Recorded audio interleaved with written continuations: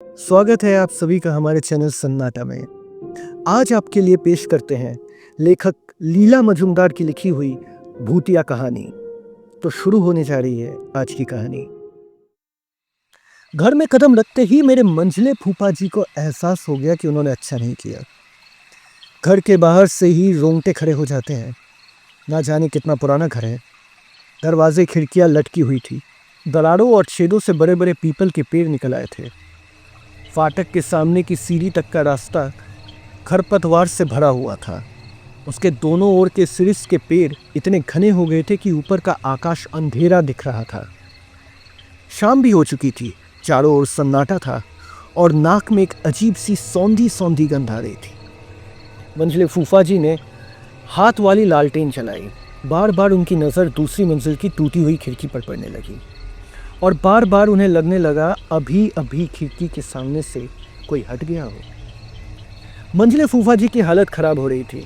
हालांकि वो भूत प्रेत पर विश्वास नहीं करते थे, इसलिए हिम्मत करके अंदर घुस ही गए। घर गंगा के किनारे पर था। अंदर घुसते ही एक बड़ी खाली दलान थी जो धुंधले उजाले में खुला हुआ था।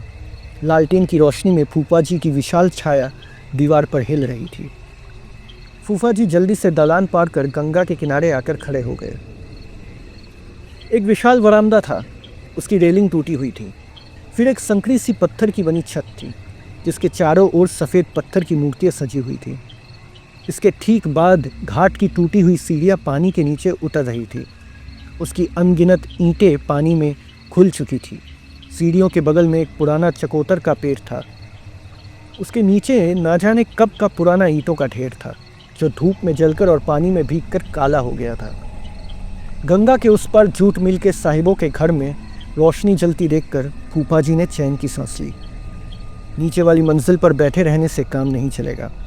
ऊपर जाना होगा, रात बितानी होगी, वरना बाजी हार जाएंगे। क्लब में तो मुंह दिखा ही नहीं पाएंगे।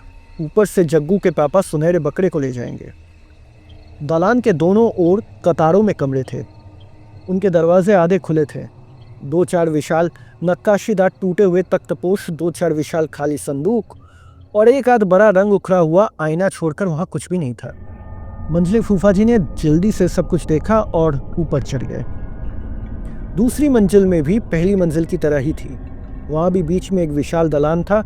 उसमें कोई फर्नीचर नहीं था, बस बीच में एक बड़ा गहरा नीले रंग का कालीन बिछा था जिस पर कई दिनों में धूल की मोटी परत जम गई थी और कमरे के कोने में दीवार पर एक सितार टंगा था जिस पर तारों का कोई निशान नहीं था। फूफा जी कुछ देर चुपचाप खड़े रहे, दीवार की ओर पीठ करके, ताकि पीछे से अचानक कुछ ना आ जाए। लेकिन खड़े रहने से भी काम नहीं चलेगा। हर कमरे का वर्णन करना होगा, इसलिए हर कमरा एक बार देखना जरूरी था। डर किस बात का, भूत तो होते ही नहीं।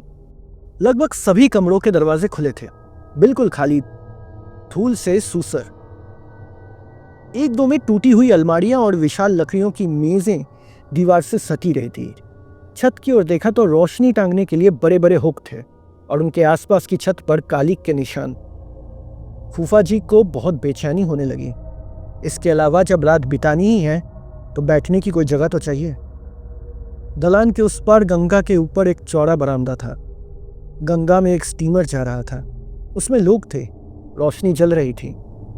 नदी के उस पार सैकड़ों रोशनियां जल रही थी। मंझले फूफा जी रेलिंग के पास आकर खड़े हुए। सहारा देने में डर लग रहा था, कहीं टूट ना जाए। उन्होंने राहत की सांस ली। अरे, जहाज में कितने लोग हैं? आहा, ले आए, कहाँ है दिखाओ। चौंक कर फूफा जी ने मुड़कर देखा तो सफेद ढीले ढाले कपड़े पहने एक बूढ़ा आदमी उनके बगल में खड़ा था। हाथी दांत जैसा गोरा रंग, दाढ़ी नहीं, लंबी मूछें घुमाकर कान पर चढ़ाई हुई, लंबी लंबी आंखें। आश्चर्यजनक रूप से गोरे एक हाथ को बढ़ाकर बोले, दे दो, देर मत करो, पता नहीं कब आ जाए।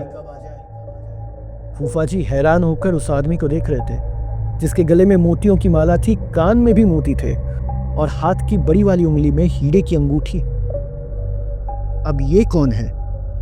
वो आदमी अब चिढ़कर बोला, क्या तुम गूंगे हो गए हो क्या?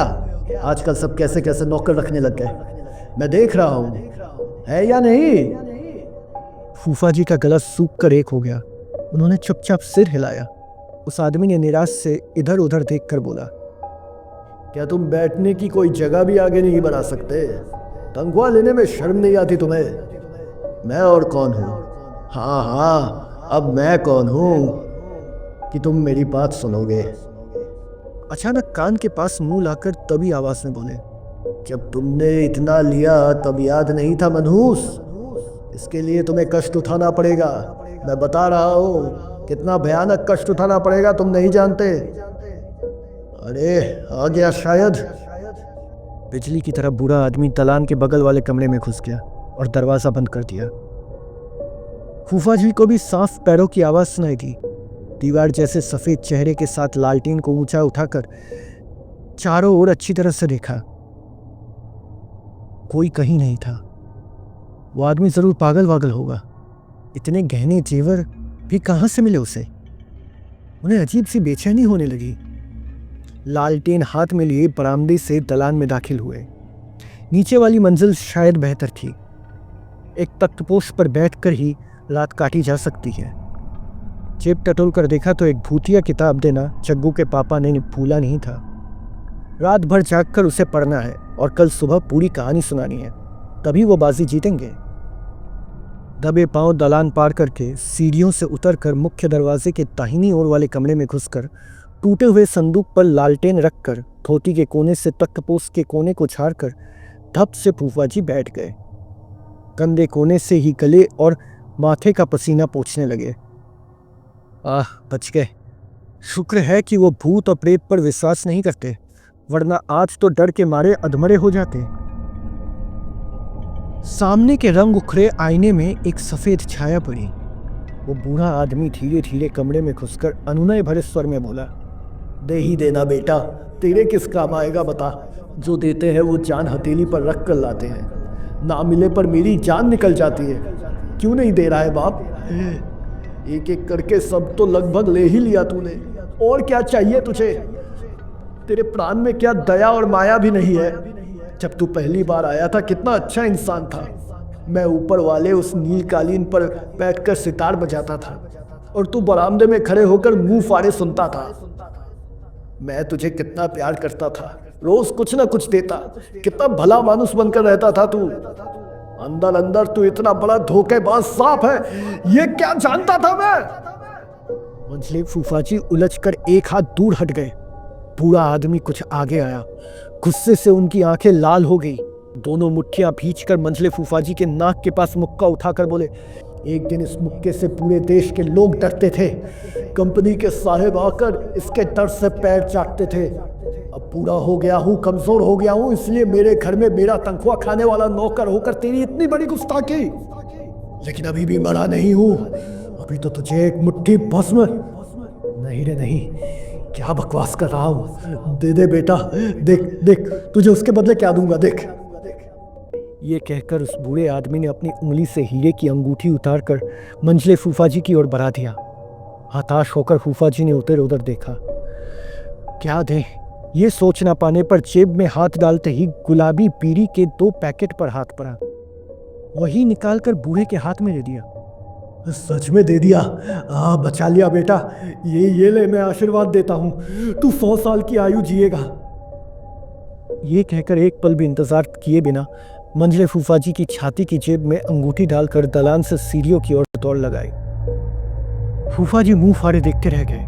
सीढ़ियों की पहली सीढ़ी तक उन्हें लालटेन की मंद रोशनी में देखा।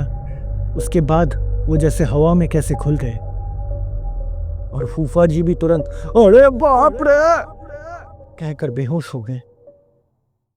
अगले दिन सुबह जग्गू के पापा, पटल की माँ और मेरे पापा और 5-7 और भी लोग जाकर पैर पकड़कर खींचकर फूफा जी की नींद तोड़ी। उठकर देखा तो कमरा धूप से भरा हुआ था। उन्होंने कहा, ऊपर गए थे तो दो, ऊपर का वर्णन दो। ठीक कह रहे हैं या नहीं ये परखने के लिए सब मिलकर ऊपर गए। फूफा जी भी गए। सभी कमरे खाली पड़े थे।